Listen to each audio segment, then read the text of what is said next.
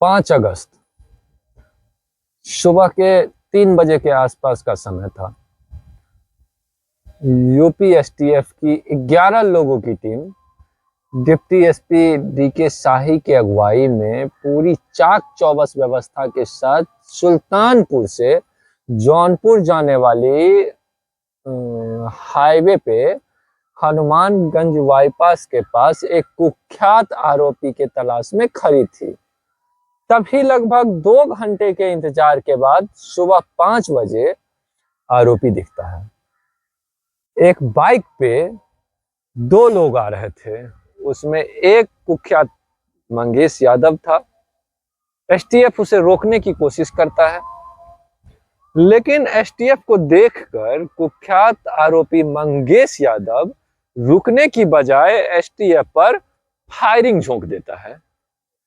उसके बाद एसटीएफ आत्मरक्षा में मंगेश यादव के ऊपर गोली चलाती है और गोली मंगेश यादव को लग जाती है। मंगेश यादव वहीं ढेर हो जाता है। उसके साथ जो एक और व्यक्ति था वह किसी तरह से वहां से भागने में कामयाब हो जाता है। नमस्कार दोस्तों, मैं अभिषेक सिंह और आप देख रहे हैं क्राइम सिटीज। जब तक हम इस कहानी की शुरुआत करते हैं तब तक अगर आपने हमारे इस चैनल को सब्सक्राइब नहीं किया है तो कृपया सब्सक्राइब कर लीजिए, क्योंकि बहुत मेहनत लगती है ऐसे कहानियों को आप तक लाने में। बहुत सारे पहलुओं को देखना पड़ता है, फिर जाके इस कहानी की सच्चाई तक हम पहुंच पाते हैं। तो अब आते हैं हम कहानी पे। दोस्तों, इस कहानी के 2 पहलू हैं। एक पहलू जो एसटीएफ के एफआईआर में दर्ज है और दूसरा पहलू जो धरातल पर लोगों के आंखों के सामने घटित हो चुका है। हम दोनों पहलू पर बारी बारी से बात करेंगे। हम इस इनकाउंटर पर कहीं से भी सवाल खड़े नहीं करते हैं, लेकिन कुछ ऐसी व्यवस्थाएं हैं, कुछ ऐसे आरोप हैं एसटीएफ के ऊपर, कुछ ऐसे सबूत हैं जो एसटीएफ को सवालों के घेरे में खड़े कर रहे हैं। फिलहाल हम इस कहानी की शुरुआत करते हैं। 28 अगस्त लगभग 12:17 सुल्तानपुर के भरत ज्वेलर्स में डकैती होती है। 5 डकैत जो अपने मुंह को पूरी तरफ से ढके हुए थे, वो 12:17 पर दुकान में घुसते हैं और हथियारों के दम पर भरत ज्वेलर्स को लूट लेते हैं। इस लूट से चारों तरफ अफरा तफरी का माहौल हो जाता है। पुलिस वाले के भी हाथ पैर फूल जाते हैं कि दिन दहाड़े एक सराफा व्यापारी के यहाँ इतनी बड़ी डकैती हो गई। जब डकैती का हिसाब किताब लगाया गया तो लगभग 1,40,00,000 रुपए के जेवरात, सोने चांदी हीरे वगैरह लूटे गए थे और लगभग 3 लाख रुपए की नकदी की लूट थी। दिन दहाड़े ये घटना हुई थी तो मामला तो बड़ा होना ही था। मामला बड़ा हो गया, चारों ओर बातें होने लगी। तो एसटीएफ को भेजा गया कि जाइए और आप इस मामले की तफ्तीश कीजिए।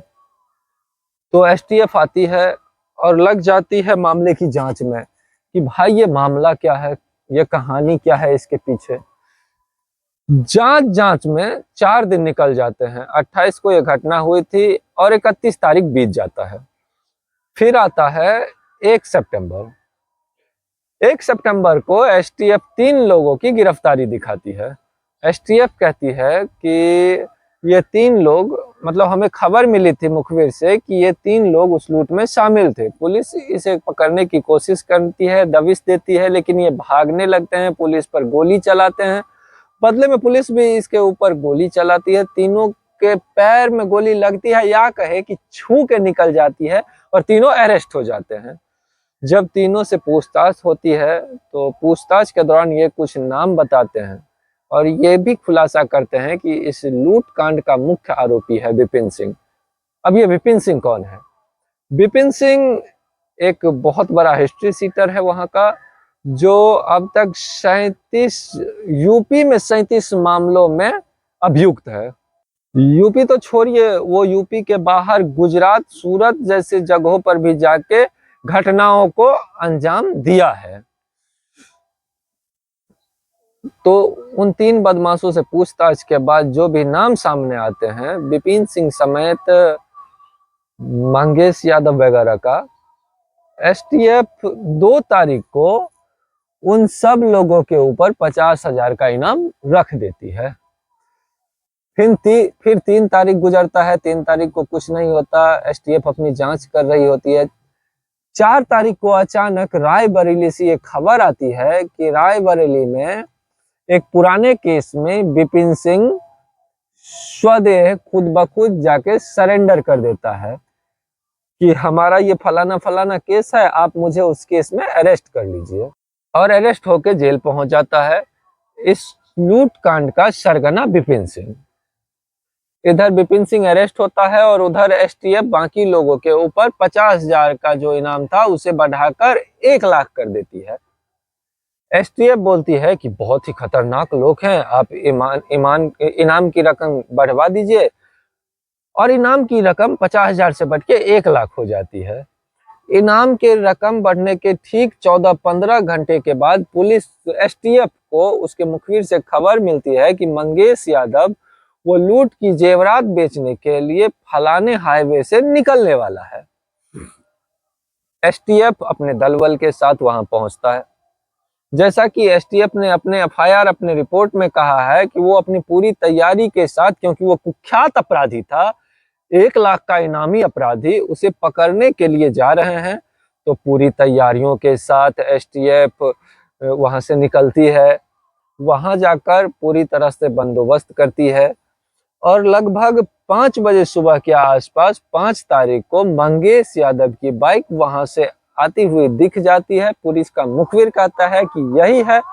पुलिस उसे रोकने की कोशिश करता है, रुकने की बजाय मंगेश यादव एसटीएफ के ऊपर गोली चलाता है। बदले में आत्मरक्षा में एसटीएफ भी उसके ऊपर गोली चला देती है।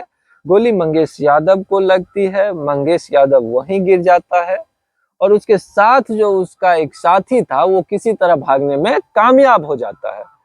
पुलिस एसटीएफ उठा के मंगेश यादव को एसटीएफ हॉस्पिटल ले जाने के लिए निकलती है, लेकिन वहां पहुंचने के बाद डॉक्टर उसे मृत घोषित कर देती है।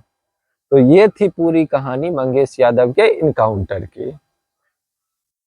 ये जो आपने सुना ये एक पहलू है, ये है पुलिस का पहलू। अब हम आपको एक दूसरा पहलू बताते हैं, एक ऐसा पहलू जो अक्सर यूपी पुलिस और यूपी एसटीएफ के साथ होता है। हम इस इनकाउंटर पर सवाल नहीं उठा रहे हैं, लेकिन जो एसटीएफ की डायरी और धरातल पे जो बीत रहा है उसका जो अंतर है, हम उसे साफ करने की कोशिश कर रहे हैं। आपने एक फिल्म देखी होगी अक्षय कुमार साहब की, जॉली एलएलबी 2। उस फिल्म में कितनी सफाई के साथ इंस्पेक्टर सिंह एक सीधे साधे व्यक्ति को एक टेररिस्ट बनाकर उसका इनकाउंटर कर देते हैं और कितनी सफाई से उसे साबित कर देते हैं कि यह एक सीधा साधा व्यक्ति नहीं बल्कि ये एक आतंकवादी था जम्मू और कश्मीर का, जो अल-कायदा के लिए काम करता था। ठीक वैसा ही एसटीएफ के इस केस में भी दिखने को मिला है। जैसा कि हमने आपको बताया कि 28 अगस्त को सुल्तानपुर के भरत ज्वेलर्स में लूटकांड होता है। एसटीएफ उसकी जांच में लग जाती है। 28 से 31 तारीख तक बीत जाते हैं। आता है 1 तारीख। 1 तारीख को 3 लोगों के साथ यूपी पुलिस की मुठभेड़ होती है। तीनों को गोली छू कर निकलती है, यानी कि गोली लगती भी है और नहीं भी लगती है, और वो लोग अरेस्ट हो जाते हैं। यूपी पुलिस के मुताबिक कि उन लोगों ने विपिन सिंह सहित मंगेश यादव का नाम बताया। वो मंगेश यादव जिसके ऊपर उससे पहले कुल 8 केस दर्ज थे, और केस भी कितने बड़े बड़े वो मैं आपको बताता हूं। इतने बड़े केस कि जिस पर एनएसए और टाडा लग जाए। जी हाँ, बिल्कुल सही सुना आपने। मंगेश यादव के ऊपर टोटल 8 चोरी के चुटपैये से मुकदमे दर्ज थे, जिसमें वो 2 बार जेल जाके आया था। उसके पास एक चाकू तक की बरामदगी नहीं थी पिछले 8 केसों में, और हथियार तो छोड़ दीजिए, कोई भी आर्म्स एक्ट तक नहीं था उसके ऊपर।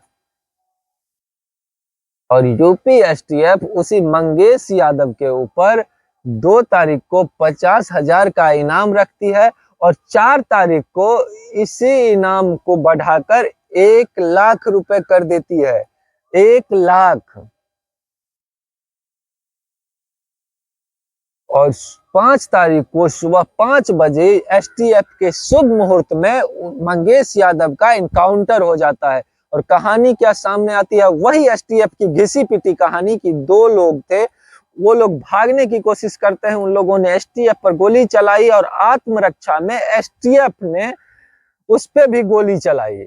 सॉरी, गलती बोला मैंने, एसटीएफ नहीं, स्पेशल टास्क फोर्स नहीं, स्वर्ग टास्क फोर्स फैसिलिटी ने उसके ऊपर आत्मरक्षा में गोली चलाई, जिसमें मंगेश यादव मारा गया और दूसरा उतने सारे एसटीएफ जवानों के बीच से बचकर फरार हो गया।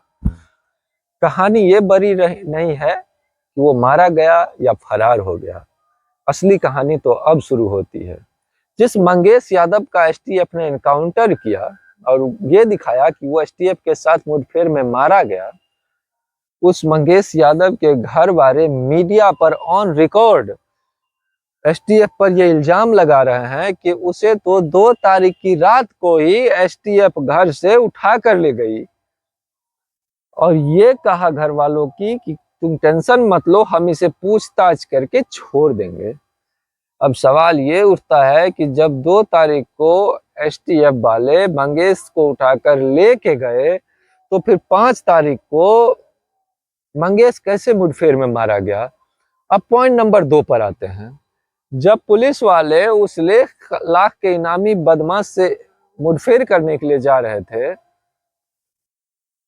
तो वहां से जो फोटोज सामने आई है, उसमें डिप्टी एसपी और भी 2-3 लोग चप्पल में नजर आ रहे हैं। आप किसी कुख्यात से मुठभेड़ करने के लिए जा रहे हैं और आप चप्पल में जा रहे हैं, आपको वहां दौड़ना भागना पड़ सकता है, लेकिन आप चप्पल में जा रहे हैं। एक भी बुलेट प्रूफ जैकेट नजर नहीं आ रहा है उन लोगों के शरीर पर। चलिए मान लेते हैं उतार दिया होगा, लेकिन उनके हाथों में तो, किसी के हाथों में तो नजर आना चाहिए, लेकिन कहीं नहीं है। अब हम अगले पॉइंट पर आते हैं कि जैसे ही मंगेश यादव मारा गया और जैसे ही मंगेश यादव के इनकाउंटर की खबर मीडिया में आई 5 तारीख को, एक और आरोपी के परिवार वाले मीडिया के सामने ऑन रिकॉर्ड आ गए और उन्होंने कहा कि हमारे घर के बच्चे को भी एसटीएफ उसी डेट के आसपास उठा कर ले गई है, और हमें डर है कि कहीं वो उसका भी इनकाउंटर न कर दे। अब एसटीएफ ने उसी डेट के आसपास 3 और आरोपियों को उठाया था, लेकिन उसकी गिरफ्तारी नहीं दिखाई थी। वो ये सोच रहे थे कि हो सकता है कि इस काउंटर के बाद ये दिखा देंगे कि हमारा इसके साथ भी इनकाउंटर हुआ, और 1-2 उसमें से टपक गए और बाकी 1-2 जो बचे हैं वो हमने गिरफ्तार कर लिया, और अपनी पीठ थपथपा लेंगे, मेडल और इनाम भी बटोर लेंगे। लेकिन एसटीएफ का ये प्लान फेल हो गया। अब एसटीएफ इस बात पे इतनी बुरी तरह से फंस गई है कि वह ना उसका गिरफ्तारी दिखा पा रही है, ना ही उसे छोड़ पा रही है। अगर हम मीडिया में आई खबर की बात करें, तो ये खबर भी मिली है कि सुल्तानपुर पुलिस को एसटीएफ ने उन 3 लोगों की गिरफ्तारी दिखाने के लिए कहा, खुद के पास जमा करने के लिए कहा, लेकिन सुल्तानपुर पुलिस ने सिरे से नकार दिया है उसे खुद के पास जमा करने से। अमूमन होता क्या है कि जब भी आप किसी आरोपी को अरेस्ट करते हैं तो उसे 24 घंटे के अंदर मजिस्ट्रेट के पास पेश करना पड़ता है। अब अगर सुल्तानपुर पुलिस उसे अरेस्ट करती है या गिरफ्तारी दिखाती है, तो सुल्तानपुर पुलिस को जवाब देना होगा कि तुम ये 4-5 दिनों से उसे कहाँ रखे हुए थे, फिर वो फंस जाएगी। अभी तो वो एसटीएफ के गले का हड्डी एसटीएफ जाने, इसीलिए सुल्तानपुर पुलिस उसे जमा लेने से इनकार कर रही है। और जब यूपी एसटीएफ से ये पूछा जा रहा है कि क्या उन 5 लोगों में जो 28 तारीख को 12:17 पर 12:17 पर जो भरत ज्वेलर्स में सीसीटीवी में दिखे हैं आरोपी, तो उनमें से कोई एक मंगेश यादव है, तो एसटीएफ और यूपी पुलिस कोई भी इस पर पक्के तौर पर बयान देने से बच रही है। तो ऐसा क्यों हो रहा है, इसका कारण भी हम आपको बता देते हैं। मंगेश यादव की बहन प्रिंसी ऑन रिकॉर्ड मीडिया के सामने ये बयान देती है कि उस दिन 28 तारीख को उसका भाई मंगेश यादव उसके साथ जौनपुर के उसके स्कूल में 10 साढ़े 10 बजे से लेकर 1 डेढ़ बजे तक उन लोगों के साथ था, और इसके बहुत सारे सबूत और गवाह हैं। तो भाई, एक लोग तो 2 जगह नहीं हो सकते हैं, हम इंसान हैं, हम भगवान तो नहीं। हम एक बार में एक ही जगह हो सकते हैं, कोई हम फिल्म का कैसेट तो नहीं कि कोई एक यहाँ भी चल रहा है और एक वहां भी। इसीलिए हमने आपको पहले भी कहा था कि ये केस यूपी पुलिस और यूपी एसटीएफ के साथ जो इत्तेफाक होते हैं उसका एक सटीक उदाहरण है। ऐसे सटीक उदाहरण जो हाल फिलहाल में कई केसों में आपको यूपी एसटीएफ और यूपी पुलिस के केसों में देखने को मिल चुका है। आप अगर मंगेश यादव के परिवार और उसके घर को देखेंगे तो उसके हालात से ये साफ जाहिर होता है कि उसके परिवार की स्थिति कैसी है, वो किस स्थिति से गुजर रही है। अगर वो इतना बड़ा लुटेरा, इतना बड़ा डकैत होता तो उसके घर पे कम से कम छत तो होता, उसके शरीर पे कम से कम अच्छे कपड़े तो होते। जो मंगेश यादव जिंदगी भर ब्रांडेड कपड़े नहीं खरीद सका, यूपी एसटीएफ ने इनकाउंटर के बाद उसके पास से एक अमेरिकन टूरिस्टर का बैग बरामदगी में दिखाई है, 3 branded T shirt, 2 branded pant, एक 32 बोर का पिस्टल और एक 315 बोर का कट्टा दिखाया है।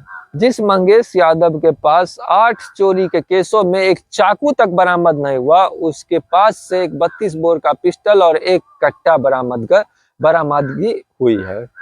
और जो मंगेश यादव जिंदगी भर में अपना सूरत नहीं बदल सका, अपना पहनावे को नहीं बदल सका, यूपी एसटीएफ मरने के बाद उसे ब्रांडेड कपड़ों से लाद चुकी है। शायद यूपी पुलिस और यूपी एसटीएफ फिल्में बहुत ज्यादा देखती है, जिसका ये नतीजा है कि वह कोई भी केस गोलियों के दम पर सॉल्व करना चाहती है। अगर मंगेश यादव चोर ही था, अगर वो क्रिमिनल ही था, तो क्या यूपी पुलिस और यूपी एसटीएफ को यह हक बनता है कि वो उसका इनकाउंटर करे? हमारे देश में तो बड़े बड़े रेपिस्ट और मर्डर करने वाले भी 10-12 साल जेल काट कर और बाहर निकल जाते हैं, उसकी सजा माफ हो जाती है। बहुत सारे रेपिस्ट आराम से बाहर घूम रहे हैं, बहुत सारे मर्डरर बाहर घूम रहे हैं। यूपी पुलिस और यूपी एसटीएफ के पास उतना समय नहीं है कि उस यूपी में ही कि वो उसे अरेस्ट कर सके। खैर, इस केस में जो भी अपडेट आगे आएगा हम आप तक आगे पहुंचाते रहेंगे। तब तक हम आज के इस केस को, आज के इस कहानी को हम यहीं खत्म करते हैं। कल आपसे फिर एक नए केस, एक नए कहानी के साथ आपसे मुलाकात होगी। तब तक के लिए अपना खूब ख्याल रखिएगा। मैं अभिषेक सिंह और आप देख रहे थे क्राइम सिटीज। हो सके तो हमारे इस चैनल को सब्सक्राइब कर लीजिएगा, हमारे इस वीडियो को शेयर कर दीजिएगा। धन्यवाद।